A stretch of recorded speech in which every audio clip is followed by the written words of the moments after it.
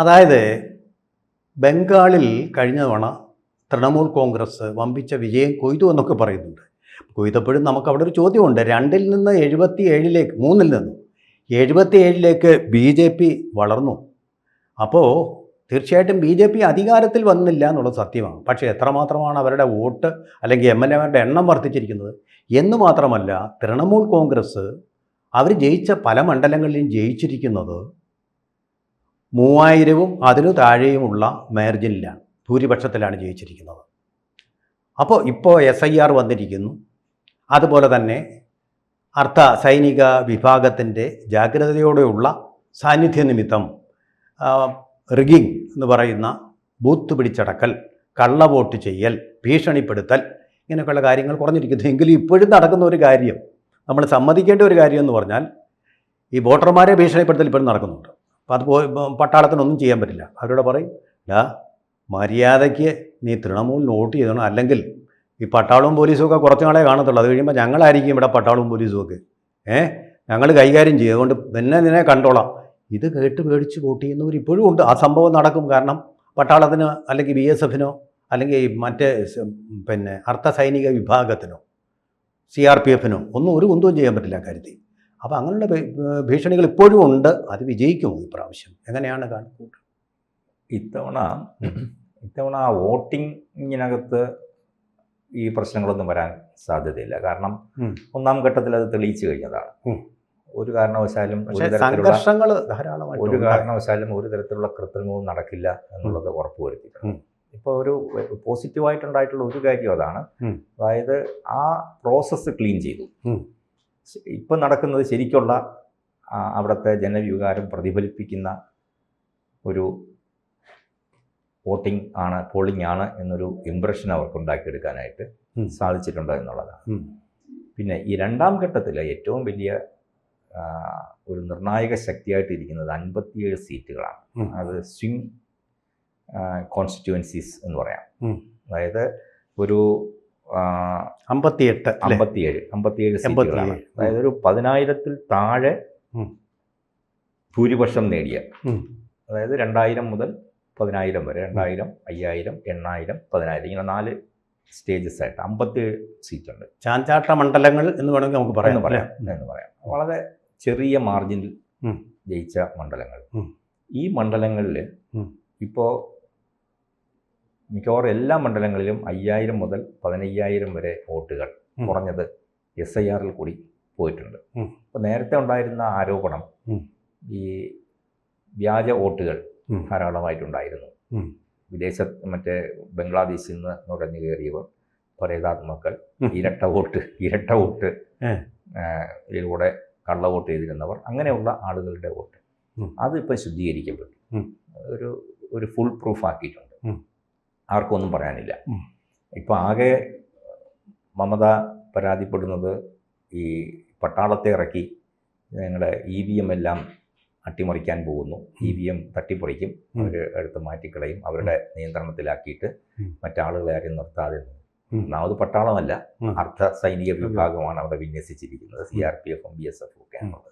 കേന്ദ്ര അർദ്ധ സൈനികമാണ്. ഈ പട്ടാളം എന്ന് പറയുന്നത് പ്രതിരോധ വകുപ്പിൻ്റെ കീഴിലുള്ളതാണ്, ആഭ്യന്തര വകുപ്പിൻ്റെ കീഴിലുള്ളതാണ് അർദ്ധ സൈനിക വിഭാഗം. അവരാണ് അത് കൈകാര്യം ചെയ്യുന്നത്. പക്ഷെ അവർ ഇതുവരെയുള്ള അവരുടെ ഇതനുസരിച്ചിട്ട്, പെർഫോമൻസ് അനുസരിച്ച് വളരെ നിഷ്പക്ഷമായിട്ട്, വളരെ ശക്തമായിട്ട് അവർ ജനങ്ങളോട് സൗഹാർദ്ദപരമായി തന്നെ അവർ ഈ വോട്ടെടുപ്പ് നടക്കുന്ന എല്ലാ മണ്ഡലങ്ങളിലും അതിന് മുമ്പ് 3 ദിവസം മുമ്പ് റൂട്ട് മാർച്ച് നടത്തി അനൗൺസ്മെൻറ്റോടുകൂടി നിങ്ങളെങ്ങനെ വോട്ട് ചെയ്യണം, നിങ്ങൾ ഭയക്കണ്ട, നിങ്ങൾ എന്തെങ്കിലും ആവശ്യമുണ്ടെങ്കിൽ ഞങ്ങളെ വിളിക്കൂ, ടോൾ ഫ്രീ നമ്പറും ഒക്കെ കൊടുത്തിട്ട് വളരെ സൗഹാർദ്ദപരമായിട്ട് അവരത് മാനേജ് ചെയ്യുന്നുണ്ട്. മുൻകാലങ്ങളിൽ അവർ സാധാരണ നിലയിൽ പട്രോളിംഗ് ആണ്. ഒരു ടീം ഒരു മണ്ഡലത്തിൽ നിന്ന് ഒരു ബൂത്തിൽ നിന്ന് വേറൊരു ബൂത്തിലേക്ക് പോകും. ഇവർ ഒരു ബൂത്തിൽ നിന്ന് വേറൊരു ബൂത്തിലോട്ട് പോകുമ്പോൾ ഈ ബൂത്തിൽ ആക്രമണം, അങ്ങനെയായിരുന്നു നടന്നുകൊണ്ടിരുന്നത്. ഇപ്പം അങ്ങനെയല്ല. തലേ ദിവസം തന്നെ അവർ ബൂത്തുകളിൽ നിലയുറപ്പിക്കുകയാണ്. വോട്ടിങ്ങിൻ്റെ തലേ ദിവസം തന്നെ അവരുണ്ട്. വോട്ടിംഗ് കഴിഞ്ഞ ഒരു ദിവസവും ഉണ്ടാവും. ഈ അവിടെ നടക്കുന്ന സാധാരണ നിലയിൽ 3 തരത്തിലുള്ള ആക്രമണം നടക്കുന്നത്. ഒരു പ്രീ പോൾ ആക്രമണം നടക്കും. അതായത് സ്ഥാനാർത്ഥിത്വം കൊടുക്കുന്നത് മുതൽ കൊടുക്കുന്ന സ്ഥാനാർത്ഥിയെ വെട്ടിക്കൊല്ലുക, അവരുടെ വീട് തീ വയ്ക്കുക, കൊള്ളയടിക്കുക, അവരുടെ ബന്ധുക്കളെ ഭീഷണിപ്പെടുത്തുക, അങ്ങനെയുള്ള ആണ് പ്രീ പോൾ വയലൻസ് എന്ന് പറയുന്നത്. പോളിംഗ് സമയത്ത് ബൂത്തുകൾ പിടിച്ചെടുക്കുക, ഉച്ചയാകുമ്പോഴത്തേക്ക് അവിടെ സീൻ ഉണ്ടാക്കിയിട്ട് ആളുകളെ വരാതിരിക്കുക, അവരുടെ സ്ഥാനാർത്ഥിക്ക് വേണ്ട വോട്ടുകളെല്ലാം വോട്ടുകൾ ചെയ്തതിന് ശേഷം വോട്ട് ചെയ്യാതിരിക്കാനുള്ള ശ്രദ്ധ. അതിനുശേഷം ഇവർക്കെതിരെ വോട്ട് ചെയ്തവരെ വീട് കയറി ആക്രമിക്കുക, വീട് കത്തിക്കുക, ആളുകളെ കൊല്ലുക, ഇങ്ങനെ 3 തരത്തിലാണ്. അതൊരു 1 മാസം വരെ 1-2 മാസം വരെ നീളും പോസ്റ്റ് പോൾ വയലൻസ്. അതുകൊണ്ട് തന്നെയാണ് അമിത്ഷാ ഇപ്പോൾ പ്രഖ്യാപിച്ചത് ഇലക്ഷൻ കഴിഞ്ഞാലും കുറഞ്ഞത് 60 ദിവസം ഈ അർദ്ധസൈനിക വിഭാഗം അവിടെ ഉണ്ടാവും, ജയിച്ചവരെ കൊല്ലാതിരിക്കാൻ വേണ്ടി. ആവശ്യമാണെങ്കിൽ അത് എക്സ്റ്റെൻഡ് ചെയ്യുമെന്നും പറഞ്ഞിട്ടുണ്ട്. അപ്പോൾ ആ ഒരു കോൺഫിഡൻസ് കൊടുത്തിട്ടുണ്ട്. അതായത് സ്ഥാനാർത്ഥി ആകാനും അത് കഴിഞ്ഞ് മത്സരിക്കാനും, മത്സരിച്ച് കഴിഞ്ഞാൽ ജയിച്ചാൽ അതിൽ നിലനിൽക്കാനുമുള്ള ഒരു ധൈര്യം ഈ ഇവരുടെ സാന്നിധ്യം കൊണ്ട്, സൈനിക വിഭാഗത്തിൻ്റെ സാന്നിധ്യം കൊണ്ട് അവർക്കൊരു ധൈര്യം കൊടുക്കാൻ പറ്റിയിട്ടുണ്ട്. അത് വളരെ ജെന്യുവനായിട്ട് നടക്കും. വേറൊരു കാര്യം ഇപ്പോൾ ഞാൻ എൻ്റെ ഓർമ്മയിൽ വരുന്നത്, 47 അംഗങ്ങളുള്ള ഒരു സംഘം, പല വിദേശ രാജ്യങ്ങളുടെയും പ്രതിനിധികൾ ഉൾപ്പെടെ ഈ തെരഞ്ഞെടുപ്പ് നിരീക്ഷിക്കാനായിട്ട് ഇന്ത്യയിലെത്തിയിരുന്നു. ഈ 1ാം ഘട്ടം കഴിഞ്ഞപ്പോൾ ബംഗാൾ അവർ സന്ദർശിച്ചിരുന്നു. അവർ പറഞ്ഞത് ഏറ്റവും ഭയരഹിതമായും പക്ഷപാതരഹിതമായും നടക്കുന്ന വോട്ടെടുപ്പാണ് ഇന്ത്യയിൽ നടക്കുന്നത്. ഇന്ത്യയുടെ ജനാധിപത്യം ഏറ്റവും അതുകൊണ്ട് തന്നെ മഹത്തരമാണ് എന്നുള്ള ഒരു സർട്ടിഫിക്കറ്റ് ഇലക്ഷൻ കമ്മീഷന് കൊടുത്തിട്ടാണ് അവർ പോയിരിക്കുന്നത്. ബംഗാളും കൂടി ഉൾപ്പെട്ട, പണ്ടാണെങ്കിൽ ഇങ്ങനെ ഒരു സർട്ടിഫിക്കറ്റ് ഇന്ത്യക്ക് കിട്ടില്ല. അത്തരം ഒരു സർട്ടിഫിക്കറ്റ് ബംഗാൾ കണ്ടിട്ടും അവർക്ക് നൽകിയിട്ട് പോകാൻ കഴിഞ്ഞു. ആ ഒരു കാര്യം കൂടെ നമ്മുടെ ശ്രദ്ധയിൽ വരേണ്ടത് ശരിയാണ്. അത് ഒരു വളരെ പോസിറ്റീവായിട്ടുണ്ടായിട്ടുള്ളൊരു ഘടകമാണ്. അത് ബംഗാളിന് മാത്രമല്ല, ഇനി തെരഞ്ഞെടുപ്പ് നടക്കാൻ പോകുന്ന മറ്റ് സംസ്ഥാനങ്ങൾക്ക് കൂടി കൊടുക്കുന്ന ഒരു മെസ്സേജാണ്. തീർച്ചയായിട്ടും. അതായത് വോട്ടേഴ്സ് ലിസ്റ്റിലെ ക്ലെൻസിങ്, ശുദ്ധീകരണത്തിനോടൊപ്പം തന്നെ വയലൻസും കൃത്രിമങ്ങളും ഇനി നമ്മുടെ തെരഞ്ഞെടുപ്പിൽ നടക്കില്ല എന്നുള്ള ഒരു സന്ദേശം കൊടുത്തിട്ടുണ്ട്. മാത്രമല്ല, ബയോമെട്രിക് സംവിധാനം വോട്ടിങ്ങിൽ കൊണ്ടുവരാനുള്ള ഗവേഷണങ്ങളും ഒക്കെ അണിയറയിൽ ഇപ്പോൾ നടക്കുന്നുണ്ടെന്നാണ് ഞാൻ മനസ്സിലാക്കുന്നത്. അതുകൂടി വന്നു കഴിഞ്ഞാൽ, ബയോമെട്രിക് കൂടെ വന്നു കഴിഞ്ഞാൽ കള്ളത്തരം നടക്കില്ല. അതൊരു ഫുൾ പ്രൂഫ് ആക്കാനുള്ള ഒരു ശ്രമവും നടത്തുന്നുണ്ട്. അതൊരു മെസ്സേജും കൊടുത്തിട്ടുണ്ട്. ബംഗാളിൽ പറഞ്ഞിട്ടുണ്ട്, അടുത്ത തവണ നമ്മൾ കുറച്ചുകൂടി കർശനമായിട്ട് ഇത് ചെയ്യും എന്ന് പറഞ്ഞിട്ടുണ്ട്. അപ്പോൾ അത് ഒരു ഘടകം. നമ്മൾ നേരത്തെ പറഞ്ഞു വന്ന കാര്യം, നമ്മുടെ ഈ 57 സ്വിംഗ് സീറ്റ് എന്ന് പറയുന്ന സംഗതി, ചാഞ്ചാട്ടം ഉണ്ടാകാനിടയുള്ള ചെറിയ മാർജിനിൽ വിജയിച്ച മണ്ഡലങ്ങളിൽ ഏതാണ്ട് ഈ 35 സീറ്റുകളിൽ, 57 പറഞ്ഞതിനകത്ത് തന്നെ 35 സീറ്റുകളിൽ 50,000-ൽ താഴെ വോട്ടുകളുടെ ഭൂരിപക്ഷത്തിലാണ്. ഇപ്പോൾ കഴിഞ്ഞ തവണ അതിൽ 22 BJPയും 13 TMCയും ആണ് നേടിയിട്ടുള്ളത്. 3000-ൽ താഴെ മാർജിൻ ഉള്ള 19 മണ്ഡലങ്ങൾ അവിടെയുണ്ട്. അത് ഈ 2ാം ഘട്ടത്തിൽ ഇലക്ഷൻ നടക്കുന്നതാണ്. അത് 3000-ൽ താഴെ ഇവിടെ ഇപ്പോൾ അതിൽ BJPയും TMC 7 ആണ് അത് അങ്ങനെ കിട്ടിയിട്ടുള്ളത്. വേറൊരു രാഷ്ട്രീയ നിരീക്ഷണം പറഞ്ഞൊരു കാര്യമുണ്ട്. കാരണം AAPയുടെ സംഭവത്തിൽ സംഭവിച്ചതുപോലെ രാഘവ് ചദ്ദ ഉൾപ്പെടെയുള്ള ആൾക്കാർ ഈ പാർട്ടി വിട്ട് പാർട്ടിയിലേക്ക് വൻഭൂരിപക്ഷത്തോടെ പോയതുപോലെ ഒരു ഓപ്പറേഷൻ നടത്താൻ BJPക്ക് കഴിയും. എപ്പോൾ വേണമെങ്കിലും ബംഗാളിൽ നടത്താൻ കഴിയും. അത്ര ഒന്നും അതിനെ പ്രതിരോധിക്കാൻ മമതയുടെ MLAമാർക്ക് കഴിയില്ല. കാരണം പലരും അഴിമതിക്കാരാണ്. അപ്പോൾ കേസുകളിൽ നിന്ന് ഒഴിവാൻ അങ്ങനൊരു ഓപ്ഷൻ കൂടി BJPക്കുണ്ട്. ഇൻ കേസ് ഈ പറയുന്ന ചാഞ്ചാട്ട മണ്ഡലങ്ങൾ ഇവർക്ക് കിട്ടിയില്ലെങ്കിൽ തന്നെ 100-ന് മുകളിൽ സീറ്റ് കഴിഞ്ഞ പ്രാവശ്യം കിട്ടിയിട്ടുണ്ടെങ്കിൽ ഒരു ഗവൺമെൻറ് അവർക്ക് സാധ്യം തന്നെയാണ്. 110, 120. ഇപ്പം ഇതിനകത്ത് ഞാൻ നേരത്തെ പറഞ്ഞതിനകത്ത് TMCക്ക് 623 വോട്ടുകൾ ജയിച്ച മണ്ഡലമുണ്ട്. ഈ 2ാം ഘട്ടത്തിൽ വരുന്നതാണ്. പിന്നെ 966 വോട്ടിന് 1468 വോട്ട്, അങ്ങനെ ഒരു 1000-ന് താഴെ ഭൂരിപക്ഷത്തിൽ ജയിച്ച മണ്ഡലങ്ങൾ പോലും ഈ നമ്മുടെ മമതയുടെ ശക്തി കേന്ദ്രങ്ങൾ എന്ന് പറയുന്ന 2ാം ഘട്ടത്തിലെ മണ്ഡലങ്ങളിൽ പലതിലും വന്നിട്ടുണ്ട്. അപ്പം അവിടെയൊക്കെ BJP ഭയങ്കരമായിട്ട് പിടിമുറുക്കിയിട്ടുണ്ട്, കോൺസെൻട്രേറ്റ് ചെയ്യുന്നുണ്ട്. വളരെ നല്ല ഹാർഡ് വർക്ക് കൊണ്ട് ഗ്രഹപാഠം നടത്തിയിട്ട് നമ്മുടെ ഇവിടെ പറഞ്ഞതുപോലെ പിന്നെ ക്ലാസ് 1 മണ്ഡലങ്ങൾ അങ്ങനെ ഇതിൽ വളരെ നിർണായകമാവുന്ന ഒരു കാര്യം നമ്മൾ ഇനിയും പറഞ്ഞിട്ടില്ല. RSSന്റെ പിന്തുണ. എപ്പോഴും RSS BJPയെ സജീവമായിട്ട് പിന്തുണച്ചു കൊള്ളണമെന്നില്ല. ഈ ബംഗാളിൽ എങ്ങനെയാണ് RSS, എങ്ങനെയാണ് അവരുടെ ഒരു അവരുടെ ഒരു നിലപാടെന്താണ്? അല്ല, ഇത്തവണ വളരെ ശക്തമായിട്ട് ഗ്രാസ് റൂട്ട് ലെവലിൽ, അത് കഴിഞ്ഞ 5 വർഷമായിട്ട് തുടങ്ങിയ വർക്കാണ്.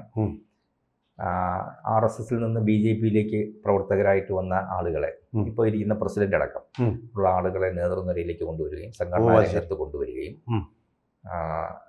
പ്രധാനപ്പെട്ട 5 പേരെ ആണ് പഴയ സംഘ നേതൃനിരയിൽ ഉണ്ടായിരുന്ന 5 പേരെ, ഇപ്പോഴത്തെ സംസ്ഥാന പ്രസിഡന്റ് അടക്കമുള്ള 5 പേരെ മുൻനിരയിൽ കൊണ്ടുവന്നു എന്ന് മാത്രമല്ല, അവരുടെ കീഴിൽ സംഘപരിവാർ, വെറും RSS മാത്രമല്ല, RSSന്റെ കീഴിലുള്ള എല്ലാ സംഘടനകളും വളരെ സജീവമായിട്ട് ഗ്രാസ് റൂട്ട്സ് ലെവലിൽ വീടുകൾ കയറി ഇറങ്ങിയുള്ള പ്രവർത്തനങ്ങൾ, സർവേകൾ സംഘടിപ്പിക്കുന്നുണ്ടായിരുന്നു.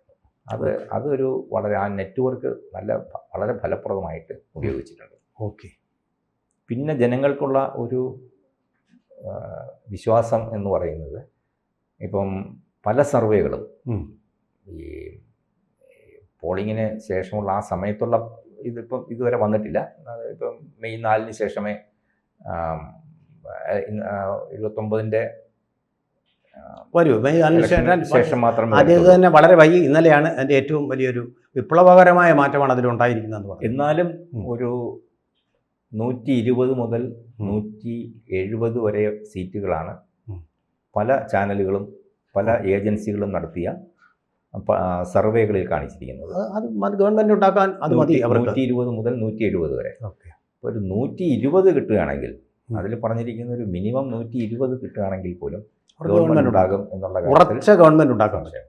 എന്ന് മാത്രമല്ല, അവർ വന്നാൽ പിന്നെ വേറൊരു പാർട്ടിയും അടുത്ത കാലത്ത് ഈ ബംഗാളിൽ അധികാരത്തിൽ വരികയും. അതിൻ്റെ ഏറ്റവും ഒടുവിലത്തെ ഉദാഹരണം ത്രിപുരയാണ്. ആപ്പിൻ്റെയാണ്. തീർച്ചയായിട്ടും അത് വലിയൊരു ആപ്പായിട്ട് മമതാ ബാനർജിക്ക് ഇവിടെ ഭവിക്കാൻ സാധ്യതയുണ്ട്. 7 MP ഒന്നോടെ BJPയിലേക്ക് പോയതിൻ്റെ തൊട്ടു പിന്നാലെ ഏതാണ്ട് പിന്നെ പഞ്ചാബിലെ മിക്കവാറും എല്ലാ MLAമാരും BJPയിലേക്ക് പോകാനായിട്ട് തയ്യാറെടുത്ത് കഴിഞ്ഞു എന്നുള്ള മെസ്സേജ് കിട്ടിയിട്ടുണ്ട്. ചുരുക്കി പറഞ്ഞാൽ തൃണമൂൽ കോൺഗ്രസിനെയും അതുപോലൊരു ചാഞ്ചാട്ട AAPയെ പോലൊരു ചാഞ്ചാട്ട പാർട്ടിയായിട്ട് നമുക്ക് കാണാവുന്നതേ ഉള്ളൂ. അത്ര വലിയ ഒരു പിന്നെ പാർട്ടിയോടുള്ള ആദർശം കൊണ്ടല്ല അവരതിൽ ഉറച്ചു നിൽക്കുന്നത്.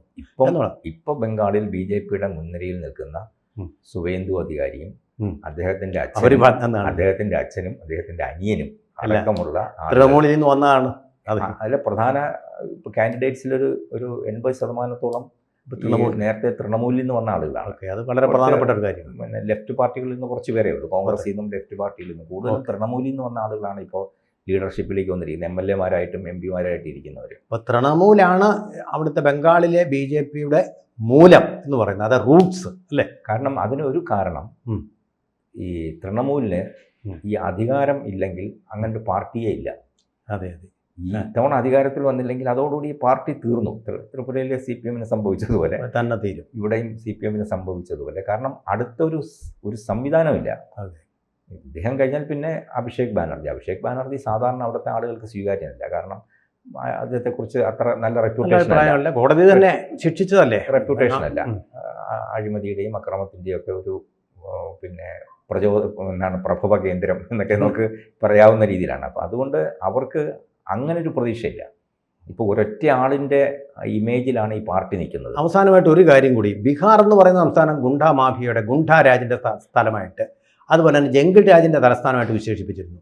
ഇപ്പോൾ അത് വളരെ പ്രായണ, ഇവിടെ അക്രമങ്ങളൊന്നും നടക്കാറില്ല. തെരഞ്ഞെടുപ്പ് ഒറ്റഘട്ടത്തിൽ തന്നെ നടത്തി, ഒരു കുഴപ്പമില്ലായിരുന്നു. പക്ഷേ ഇവിടെ വന്നപ്പോൾ ഇവിടെ അക്രമങ്ങൾ, ഇപ്പോൾ ഒരു ഗുണ്ടാ രാജ് അല്ലെങ്കിൽ ജംഗിൾ രാജ് നടക്കുന്ന ഒരു സംസ്ഥാനമായിട്ട് ബംഗാൾ തൃണമൂൽ കോൺഗ്രസിൻ്റെ നേതൃത്വത്തിൽ മാറിയിട്ടുണ്ട്. പണ്ടും ഉണ്ടായിരുന്നു, എങ്കിലും പൂർവാധിക ശക്തിയായി വന്നിട്ടുണ്ടെന്നും കൂടി നമുക്ക് ഉപസംഹരിക്കാം. ഈ കഴിഞ്ഞ 2 ദിവസവും അമിത്ഷായും നരേന്ദ്രമോദിയും നടത്തിയ പ്രസംഗങ്ങളിലെല്ലാം എടുത്തു പറഞ്ഞ പ്രധാനപ്പെട്ട ഒരു പോയിന്റ് ഇതാണ്. അതായത് നിങ്ങൾ ചുറ്റും നോക്കൂ, UPയിൽ എന്തായിരുന്നു, ഇതുപോലെ സിൻഡിക്കേറ്റ് ഗുണ്ടാരാജായിരുന്നു. ഇന്ന് അവിടുത്തെ അവസ്ഥ എന്താണ്? ബീഹാറിൽ നോക്കൂ, അവിടെയും ഇതുപോലത്തെ സിൻഡിക്കേറ്റ് ഗുണ്ടാരാജായിരുന്നു. ജംഗിൾ രാജ്, ഗുണ്ടാരാജത്തിനോട് ജംഗിൾ രാജ് എന്നുള്ള ഇതേ വാക്ക് തന്നെ ഉപയോഗിച്ചു. അവിടെ മാറ്റിയെടുക്കാൻ സാധിച്ചു. അതാണ് BJPയുടെ ദേശീയ നയം. ഒരു സ്ഥലത്തും ജനങ്ങളുടെ ആധിപത്യം മാത്രമേ ഞങ്ങൾ അനുവദിക്കുകയുള്ളൂ, ഗുണ്ടകളുടെ ജംഗിൾ രാജ് അനുവദിക്കില്ല എന്നൊരു മെസ്സേജ് കൊടുത്തിട്ടുണ്ട്. തീർച്ചയായിട്ടും അതൊരു അവരുടെ മനസ്സിലേക്ക് എത്തുന്ന ഒരു സന്ദേശം, ഹൃദയത്തിലേക്ക് എത്തുന്ന ഒരു സന്ദേശം തന്നെയാണ് എന്ന് നമുക്ക് ഉപസംഹരിക്കാം. അതുപോലെ ഈ